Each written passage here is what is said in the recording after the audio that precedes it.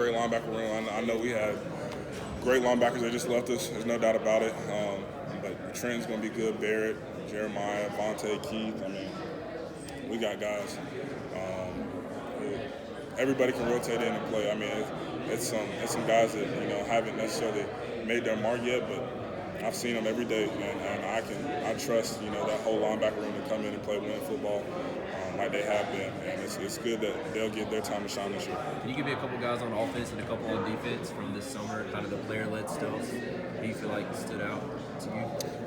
Yeah. Offensively, I'll give three. Offensively, I like freshman Blake Miller. I like what he's done, the work he's put in. Just comes with a veteran mindset. Love what Phil Moff has done with his body. And it looks great as far as how he's attacking each day in football. And he deserves his praise. I love what DJ's done. I love the turnaround he's had just based off last season. There's no bigger person trying to critique him than himself. And it's been very promising to see, in that environment. It's very easy to fold and listen to what everybody's saying, but he's made the decision that I know who I am and I know what I can bring to this team, and that's been very promising to see. And then defensively, I mean, there's obviously a lot of great players that we have, especially up front. I'll say I like on the back end, I like Nate Wiggins, I like Jalen Phillips. Excited to see Landon Zanders come back. I know I said three, but I like Malcolm as well. Green, and I think what's going to be best about the back seven is everybody back there is going to get a chance to show you who they are. And like I said, kind of like that linebacker group, get a chance to really prove that they belong. And it's going to be exciting to see because I've seen it all summer. I know what's fitting to happen when it comes to that group. But it's going to be exciting to see. One more for me with Blake Miller. Jordan mentioned him too as a guy that really impressed this summer. What in particular stood out about Blake? First of all, he's huge. Goodness gracious! I mean, today's game, I came in at like 220 pounds. Blake would have ate me up when I first got here. No doubt about it. So the fact that they're finding these kids at that age is honestly amazing. That's number one. And then number two, like I said, he's coming with a veteran mindset. Nothing's happening necessarily too fast for him. I think that's a big testament to wherever he played high school ball. And he's just working every day. It's not necessarily he's working hard, and you don't really see that freshman mindset of, oh, this is just too much for me. Seems like he's just keep on moving along. Good old Blake. Yeah. From being around Murphy every day, what do you kind of learn to kind of explain why he's gotten so good? Yeah, Miles is kind of what I alluded to earlier. Is the talent's never been enough for him, and he understands the type of player and the gifts that he's given. But he doesn't lean on that. He doesn't relax on that. He still wants to better himself and be the best player he can for this team. And so getting to see that's been awesome. Getting to see his leadership qualities grow has been awesome. Coming up here today, he's had to lead while I'm gone, and other guys, and so that's cool that he's stepping up. It's really exciting to see, and I love that for him because it's going to really help him at the next level. And so just really getting to see him grow. He's like a little big brother to me.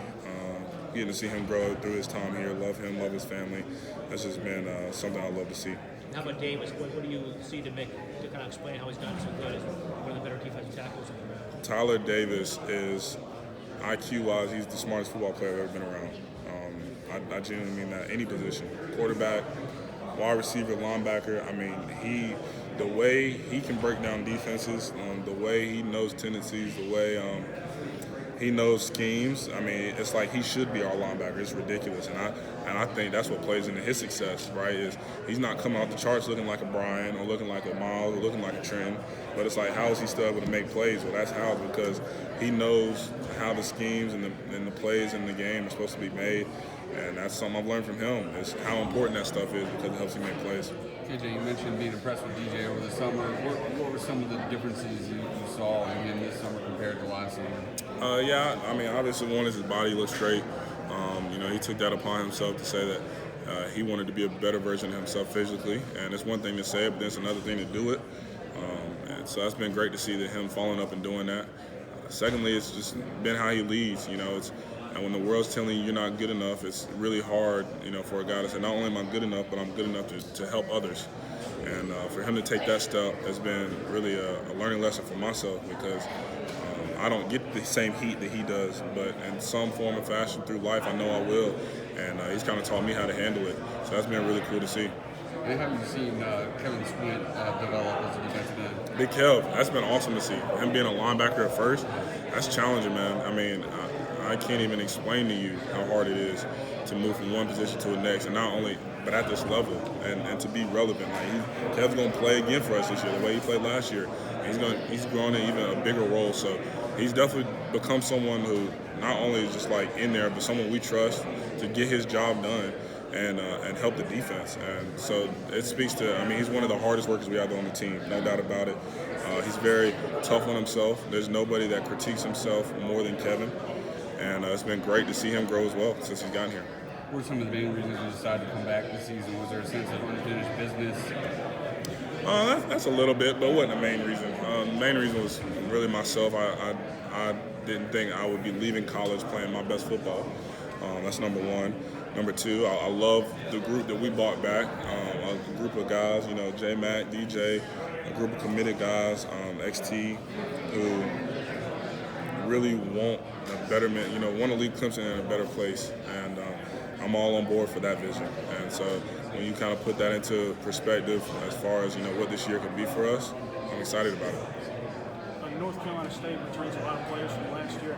Do you have the game against the Wolfpack circled on your calendar after last year's result? No, they're all circled. But definitely, NC State has a great team. Like I said, a lot of people returning. So they'll have another great team this year. But if I'm looking down the road, then that's trouble for the first couple teams I got coming up. There's no doubt about it. So the only one I got circled right now is Georgia Tech. Given the respect that they deserve, and it was a close game last year. So just trying to get prepared for them. But definitely a great crew that they have coming back as well, and that'll be a fun game.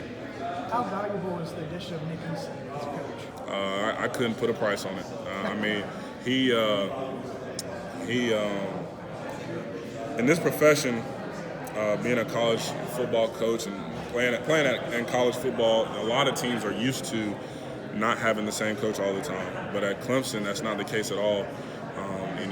We're so used to that consistency of seeing the same face every single year. So when one person leaves, it's the end of the world. And our world was definitely rocked when we lost Coach Bates and Coach V. But not shortly after, we got to meet him, got to see how he works, got to see how he can help us succeed. We knew he was going to be in a good place. So Coach Eason, I mean, he's worth every cent and more of whatever they're paying him, because he's been great. We got to kind of see his big personality yesterday at Media Day. Is that the way he is with you guys? All the time. Sorry to cut you off. I hope that's where you're going. That's the way he is all the time. I mean, y'all seen Coach Sweeney gritty. Coach Eason, that's how he walks. He's just always dancing. He's always, talking to us, always bringing the energy. And on a lot of days, that's what we need. Going into camp, that's what we're going to need. So it's going to be fun. And he's been a great sense of joy for us. Did he share the oatmeal cream pies? He did, not with myself. I saw there was a big box in the defensive staff room. I didn't want any. I'm a fan, but that's not, my biggest weakness. So I was able to hold off.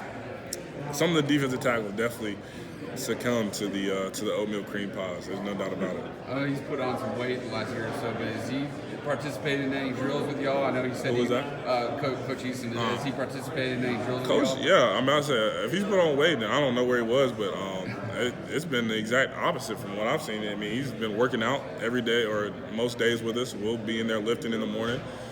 He's lifting right beside us, or he's up there doing his own workout and whatnot. And that's been cool to see. Yeah. I was talking when he was at Auburn. Yeah, someone to see who's coaching you. But he's also like, when you're in the ground with your players, that's cool to see. Him and Coach Ski, they'd be up there working out. They'd be coming to watch us work out. They're very invested in what we're trying to bring to the table this year, and want to be along for the journey as much as they can. So just getting to see him, want to better himself is very inspiring. What's your best Coach Eason story so far? Woo! I'd say it probably is him doing the gritty. I think it was It was in practice, and maybe someone threw an interception or something, and we get excited. There's no doubt about it. He took it to a whole nother level. I mean, you would have thought he got the interception, the way he was celebrating, and that's probably been the best one so far. But like I said, it's hard to compare because he's bringing the energy and giving me a new best Eason moment almost every day. You remember who got the pick? No idea. Nah, that was Someone on the line? That was a while ago. Yeah, probably. It could have been anybody. I really don't remember. I cover Virginia. I'm curious, what did you think about Tony taking the job at UVA? Yeah. How successful you think he Yeah, love Coach E. Unfortunately, I really wanted to see him today, to be completely honest with you. One of my favorite coaches along my journey, and I'm happy for him. I mean, that's all I really can be is, for him, his family, his boys. He deserved it. He's such a great guy, number one, and a great coach. And what he's done for his players outside of football, more than anything, has been awesome to see as a player. And there's no limit for the success he could have in Virginia. I think he was the best hire and best man for the job. You said he's one of your favorite coaches. Yeah. Why is that? Just the way he relates to players. It's all outside of football. I mean, it's like, how can one of my favorite coaches be a running back coach? You know what I'm saying? Right, yeah. And it's that simple. It's how he goes about making relationships, genuine relationships with players. The same thing he's seen in Coach Sweeney, and he's obviously taking a good note from that book, and he does a great job of just showing that he cares for his guys, showing that he wants the best for them on the field and off the field. And I can appreciate that as someone who's trying to, really just find out who I am through this college experience. And that's why I definitely think he'll be one of the best. He is the best fit for Virginia football. Did that start recruiting when he was getting to know you as a person? Did that start in what day one on campus? Did he make an effort? Yeah, it was more when I got on campus. Recruiting was more on the defensive side, but once we all got to know each other, got to know the staff. I mean, there was no looking back on the type of guy that he was, and that he just wanted to help anybody that wanted to be helped. JJ, I know you'll be gone, but what do you think about the ACC moving to the 3-5-5 model, where you'll just have two permanent rivals in the conference, and then you rotate the other 10 teams in the league? Get a chance to play everywhere within 4 years. No, that's cool. Really, like you said, it's kind of indifferent to me, but when you speak of the aspect of getting to travel everywhere, I do love that. I do love the fact that I've been here going on 5 years now. There's a lot of stadiums I haven't been to, so really just getting for everybody to get a chance to hopefully get to play at every stadium. That's just a cool experience. Get to check those things off. The one that stuck out to you, I think you played in Blacksburg. And, yeah, that was cold. In South Bend. That was cold, man. Blacksburg was painful to play in. I had been on a visit there, so I know how the environment can get, but that was so cold. I don't think nobody wanted to go to that game that day. Playing in South Bend was cool. Because of COVID and just me redshirting, I still haven't played at Boston College, and I still haven't played at Florida State. And they're both in our division. I forgot about the game. Yeah, so I'm excited to play there. I'm still just trying to get through our division this year and kind of see those places. Just kidding.